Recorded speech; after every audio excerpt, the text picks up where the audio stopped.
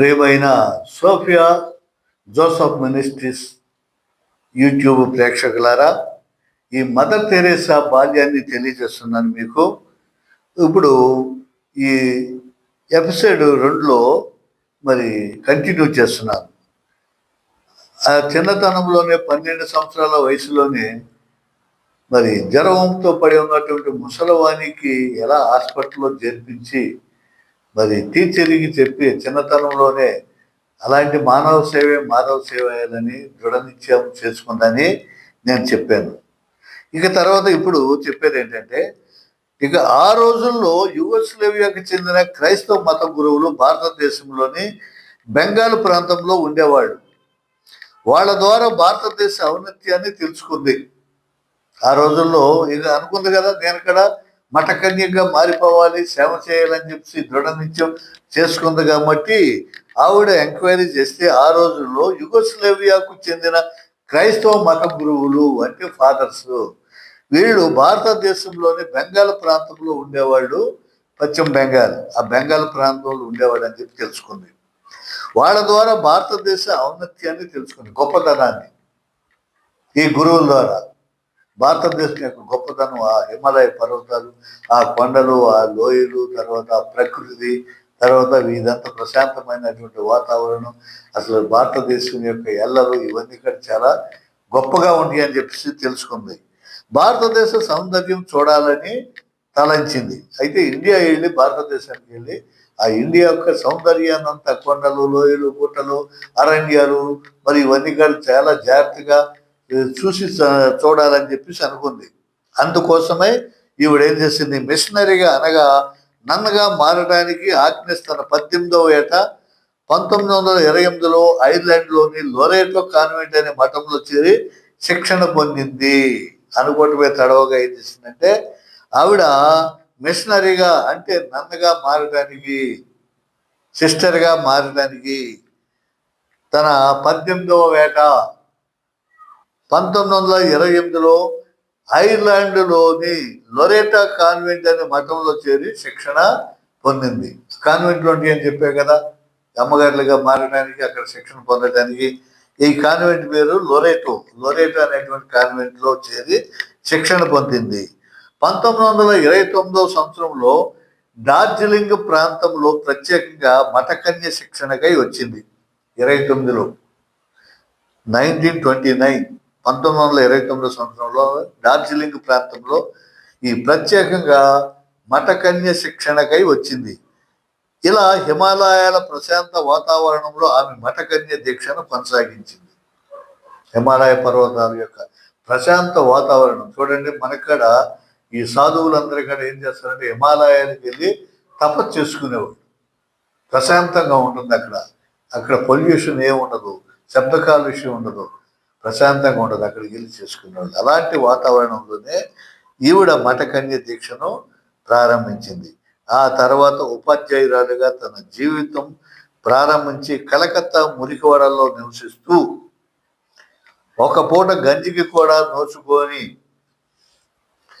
దరిద్రులను, వారి పిల్లలను చూసి వాళ్ళను స్వశక్తితో జీవించేలా తీర్చిదిద్దాలని నిర్ణయించుకుంది. పశ్చిమ బెంగాల్ చూడండి, మురికి ప్రాంతం.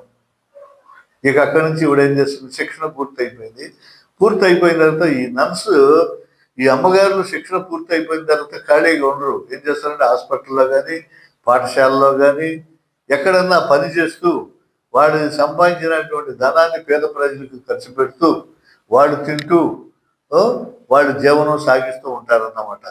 అదేవిధంగా ఈవిడ టీచర్గా తన జీవితాన్ని ప్రారంభించింది, ఉపాధ్యాయురాలుగా. కలకత్తా మురికివాడల్లో నివసించేటువంటి ఆ పిల్లలు, దరిద్రులు చూడండి, రోడ్డు పక్కన గుడిసెలు వేసుకుని సరైన బట్టలు లేక, తిండి లేక, యాచన చేసుకుంటూ అడుక్కుంటూ తినేటువంటి వారిని చూసి వీళ్ళని అందరినీ కాపాడాలి, స్వశక్తితో వీళ్ళలా జీవించుకోకుండా సొంతంగా వాళ్ళు కూడా జీవించే విధంగా నేను తయారు చేయాలని చెప్పేసి అనుకుంది. శిక్షణ పూర్తి చేశాక 1931 మే 24న ఆమె ప్రమాణము స్వీకరించి తెరేసాగా మారింది. శిక్షణ పూర్తి అయిపోయింది. ఇంకా అమ్మగారిగా వీళ్ళు పట్టా ఇస్తారు. ఆ పట్టా ఇచ్చిన తర్వాత అప్పుడు పేరు కూడా మార్చేస్తారు. ఆగ్నేస్ అనేటువంటి పేరుని తెరేసాగా మార్చుకుని 1937లో కలకత్తాలోని లొరేటో కాన్వెంట్లో ఉపాధ్యాయునిగా చేరి చరిత్ర భూగోళం బోధించి 20 సంవత్సరాలు ఎంతో కృషి చేసి ఆ సంస్థకు ప్రిన్సిపాల్ అయింది. పేరు మార్చుకుని సిస్టర్గా చేసి లొరేటో కాన్వెంట్లో, ఈ యొక్క సంస్థ యొక్క కాన్వెంట్ పేరు లొరేటో, ఆ కాన్వెంట్లో ఒక టీచర్గా చేరి హిస్టరీ భూగోళం బోధించి, చరిత్ర భూగోళం బోధించి 20 సంవత్సరాలు ఒక టీచర్గా ఉపాధ్యాయురాలుగా అనుభవం సంపాదించింది. ఆమె సేవాభావాన్ని చూసి డాటర్స్ ఆఫ్ సెయింట్ అనే అనే స్వచ్ఛంద సేవా సంస్థను ఆమెకు అప్పగించారు. ఆవిడ ఆ స్కూల్లో చేరటం కాకుండా ఆ రోజుల్లో పరిస్థితి ఎలా ఉండేది అంటే స్కూల్ లేదు, పాఠశాల లేదు, ఏం లేదు. మరి పిల్లలకు చదువు చెప్పేది. ఆ పిల్లలందరినీ మురికివాడలో ఉన్నటువంటి పిల్లలందరినీ పోగేసుకొచ్చి కూర్చోబెట్టి ఒక చెట్టు కిందో లేకపోతే ఒక ఇంటి చెంపనో ఎక్కడో సైడ్ కూర్చోబెట్టి ఆ ఇసుకలో ఇసుక పైన నీళ్లు చల్లి అక్కడ అక్షరాలు నేర్పించేది. పలకలు ఉండేవి కాదు, బలము ఉండేవి కాదు, ఎక్కడ ఉండేవి కాదు. చేసుకోవడానికి కూర్చోడానికి ఇసుకే.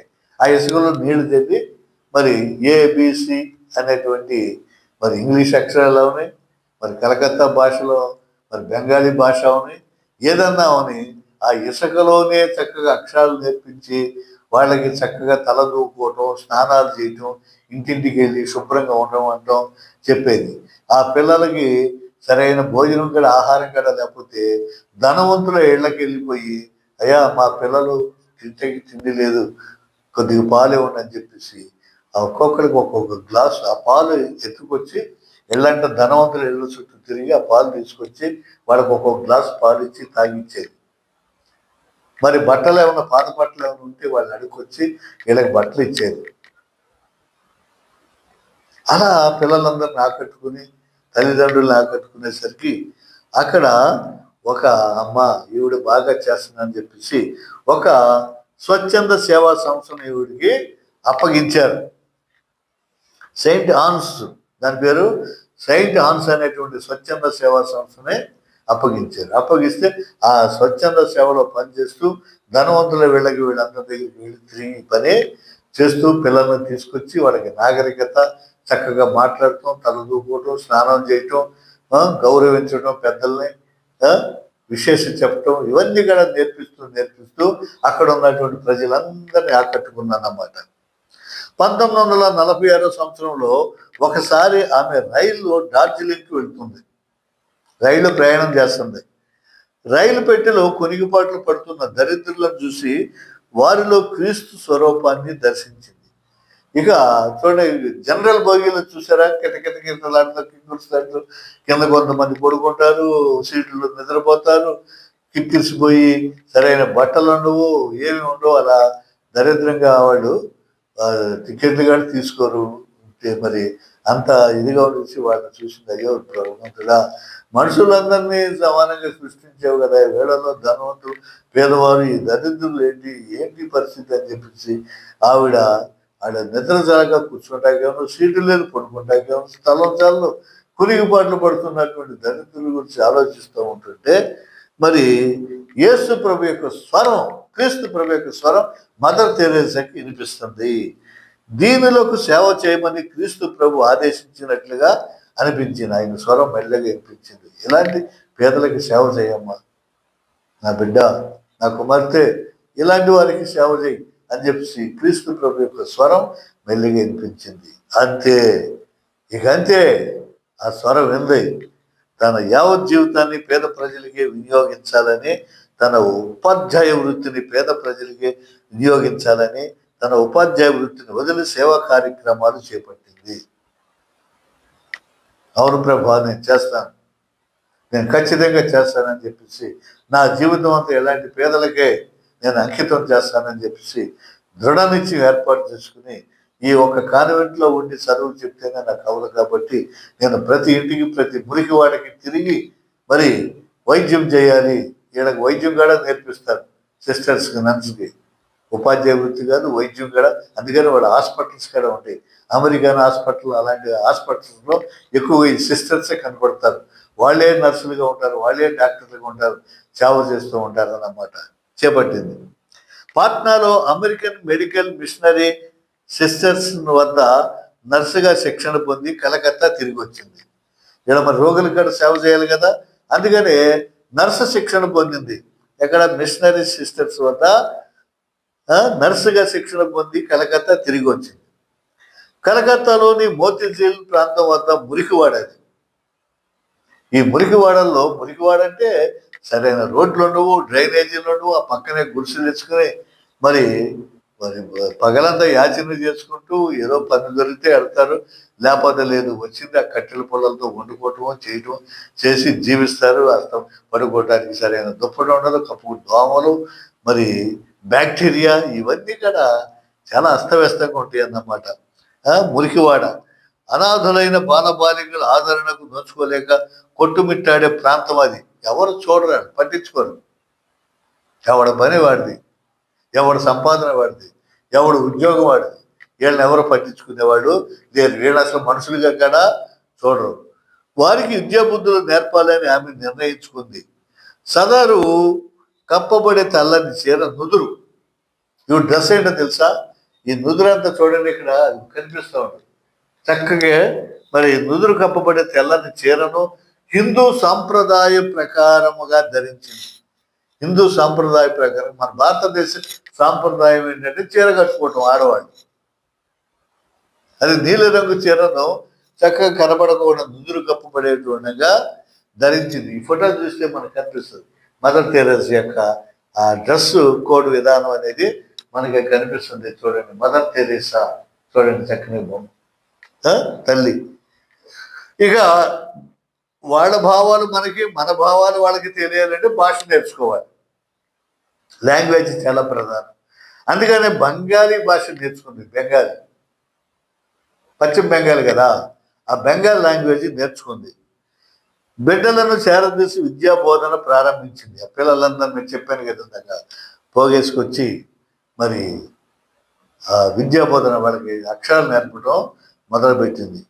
బల్లలు పలకలు లేని ఆ పాఠశాల కుటీరానికి కావలసిన సదుపాయాలు మెల్లమెల్లగా ప్రాంతవాసులే కల్పించసాగారు. ఆ పిల్లలను తీసుకొచ్చి ఎప్పుడైతే ఇసుకలో కూర్చోబెట్టి నీళ్లు చల్లి అక్షరాలు నేర్పి వాళ్ళకి మంచి క్రమశిక్షణ, తర్వాత శుభ్రత, పరిశుభ్రత, ఇవన్నీ పరిసరాలు శుభ్రంగా ఇళ్ళు ఊడ్చుకోవటం, వాకిళ్ళు ఊడ్చుకోవటం, ఆ తల్లిదండ్రులకి నేర్పడం, పిల్లలకి నేర్పడం, ఇవన్నీ చేసిందో అక్కడ ఉన్నటువంటి ధనవంతులందరూ కూడా ఒక్కొక్క సదుపాయాన్ని ఏర్పాటు చేయడం మొదలుపెట్టారు. ఆ బలలు కానీ పలకలు కానీ వాళ్ళు స్వచ్ఛందంగా కొంతమంది వచ్చి విరాళాలు ఇవ్వడం మొదలుపెట్టారు. ఆమె స్వచ్ఛంద సేవ గుర్తించబడింది.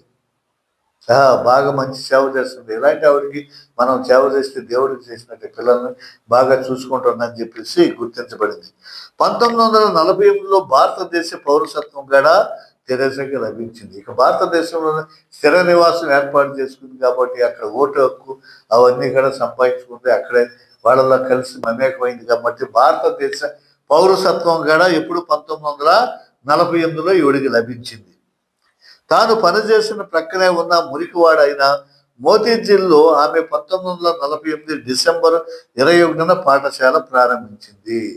ఆ మోతీజీల్ అనేటువంటి మురికివాడలో 1948 డిసెంబర్ 21న ఒక స్కూల్, అక్కడ ఉన్నటువంటి స్థానికుల యొక్క మరి సహాయంతో ఒక స్కూల్ కూడా ప్రారంభించింది. విశ్వ మానవ సేవకు, విద్యా సేవకు శ్రీకారం చుట్టింది. ప్రపంచ మానవ సేవకి, విద్యా సేవకి మరి ఇక శ్రీకారం చుట్టింది. దేవుడు ఒక్కొక్కటి కలుగ చేసుకుంటూ సహాయం చేసుకుంటూ వచ్చాడు. మదర్ తనకు ఒక సొంత ఆశ్రయం కావాలని కోరింది. సరే, తను ఉండటానికి కాడ ఒక ఇల్లు లేదు, సరైన ఇల్లు లేదు, నాకు కాడ ఒక ఇల్లు కావాలని చెప్పి దేవుడు ప్రార్థించినప్పుడు గోమ్స్ అనేటువంటి ఒక ఉదార స్వభావుడు ఒక గదిని ఆమెకు ఉచితంగా ఇచ్చాడు. గోమ్స్ అనేటువంటి ఒక మంచి మనిషి ఆ తల్లికి, మదర్ తెరెసాకి, ఇదిగోమ్మా, ఇదిగో ఆ ఇల్లు ఇస్తున్నాను, ఆ ఇంట్లో ఉండు అని చెప్పేసి ఒక ఇల్లుని కూడా ఇచ్చాడు. సరే, ఇక ఆ గదే ఆమె కార్యక్రమాల నిర్వహణకు తొలి ఆశ్రయమైంది. ఆ గదే ఆఫీసుగా మార్చుకుంది. తను ఉండటానికి, తన కార్యక్రమాలు చేపట్టడానికి ఆఫీస్గా మార్చేసుకుంది.